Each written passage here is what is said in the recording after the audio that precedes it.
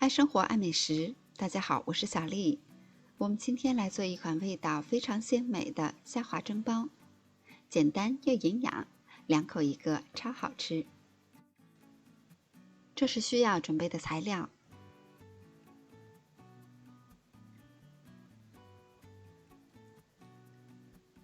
准备1段胡萝卜，清洗干净去皮，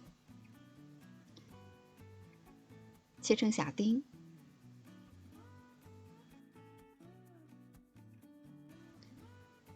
把剥好的虾仁儿放入料理机中，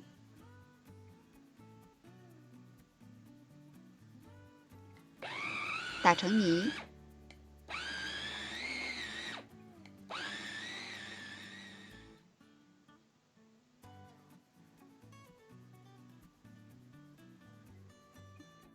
把打好的虾蓉放入大碗中，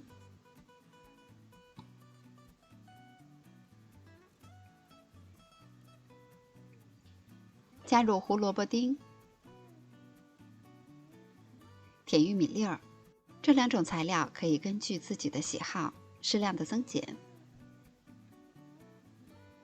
加入一些黑胡椒粉，再放入少许的盐调味儿。因为虾蓉的味道本身就很鲜美，所以我没有加其他的调料，你也可以根据自己的喜好来添加。把所有的材料拌匀就可以了。我在超市买了一些馄饨皮，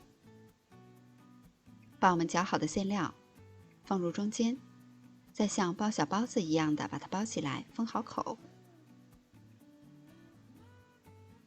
封口处朝下。把做好的小包子放入笼屉中，开水上锅，保持中火蒸10分钟。关火以后直接开盖装盘就可以上桌了。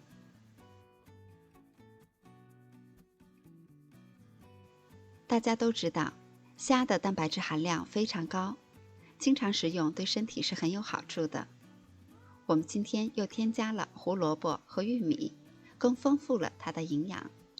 我们今天用了馄饨皮来包，薄薄的，蒸出来晶莹剔透的，看上去就非常有食欲。